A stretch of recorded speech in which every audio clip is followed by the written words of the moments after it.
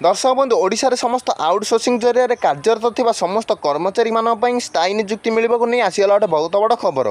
समस्त ठिका कर्मचारी मानन पई दरमा वृद्धि सह स्थायी नियुक्ति दबा नहीं सरकार करबा को जाउछन्ती बड़ घोषणा। तेबे कोन रहिछि समस्त आउटसोर्सिंग कर्मचारी मानन पई बड़ खबरटी जानिया पई हेले वीडियोटी को शेष पर्यंत जेमिति हेले देखंतु।